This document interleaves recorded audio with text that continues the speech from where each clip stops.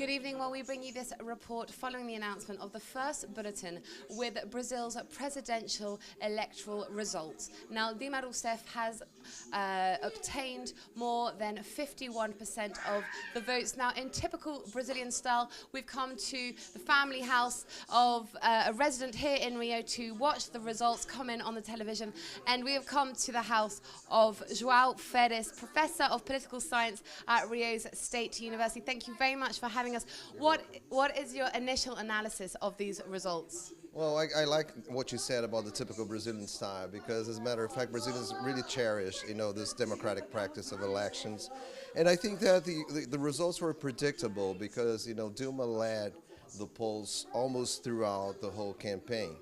So, at the very end, at the beginning of the second turn of the elections, Aécio Neves, her contendant, actually had a small advantage over her. But then, she again, assumed leadership in the polls. And, I think that the last polls already pointed to that result. What about the fact that Dilma Rousseff has also won in the Minas Gerais state, where Aécio Neves is governor? What does that say? Well, that's also predictable because the results of the first turn show that not only Dilma, beat Aécio in his own state. I mean, she was born there too, but he was the governor of that state. But also, her candidate, PT's, the Workers' Party candidate, won the governorship over Aécio's, candidate. So, it was a double victory in the first turn, and now she just confirmed it. What have been the obstacles for the Workers' Party in this electoral campaign? A lot of people have talked about manipulation on behalf of mainstream media. What do you think about that?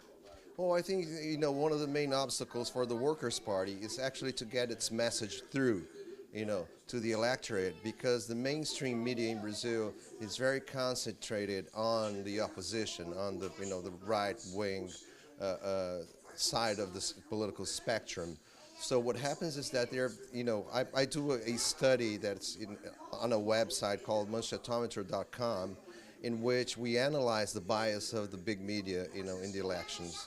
And it shows clearly that, most of the big media enterprises have a huge bias against Dilma and the Workers' Party. So the Workers' Party had to work, during the campaign against that bias. And that's very hard, but they succeeded. Talking to a lot of people here in Rio, they expect of Dilma's government to move forward with political reforms. One of them would be in communication and one of them would be in the Congress. What are those challenges now? Well, I think that people in Brazil have been talking a lot about political reform, but there is no consensus about what type of political reform should be enacted. And it's not very clear that, there are about which point should be changed. And in my particular opinion, I think there are a few things that should be changed in the Brazilian political system, but, not the main ones. So we have a proportional system that is working very, very well, I think, for deputies.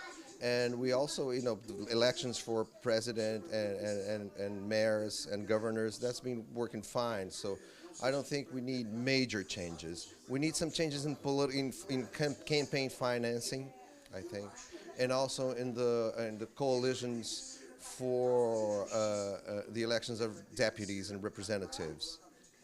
What's going to happen with Aécio Neves now?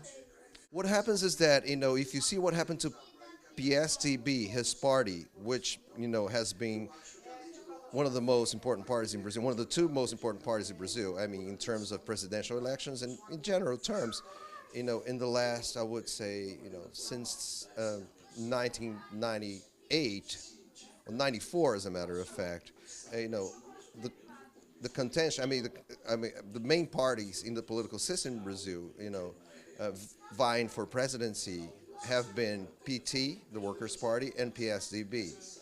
But now PSDB is reduced, they lost the presidency. So they reduced to the state of São Paulo, the state of Paraná, which is like a small state underneath São Paulo in the map, and also two other, not very important states. So, they have become a regional party, and already in the Chamber of Deputies, they're like a middle-range party. So I think that their importance in Brazilian politics has been dwindling over the years, and I don't know what's going to happen with them. With these electoral results, what is the message to the world? I mean, because what's happening in Brazil is extremely important, not only for this country, but also for Latin America and important economic groups such as BRICS. So what is this message that Brazil has given today to the world? I think the message is very clear, because what we had here in Brazil is a confrontation between two very different projects.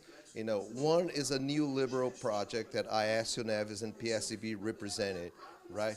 Cutting governmental spending, not caring a lot about employment and workers' wages. And PT represents the opposite. So PT, the Workers' Party, Dilma and Lula, work with the assumption that it's very important for the state to invest in the economy and to protect wages and employment.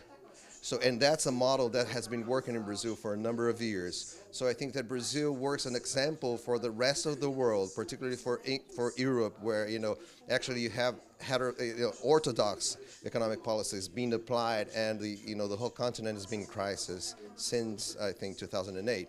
So Brazil, I think, works like this counterexample that is doing fine. So that's what it is. Well, thank you very much, João Freitas, for having us in your house and for receiving these electoral results with you. Well, it's definitely been a roller coaster ride here in Brazil, but that's it. That's how it is. Dilma Rousseff is now the next president of Brazil. I'm Stephanie Kennedy here in Rio de Janeiro.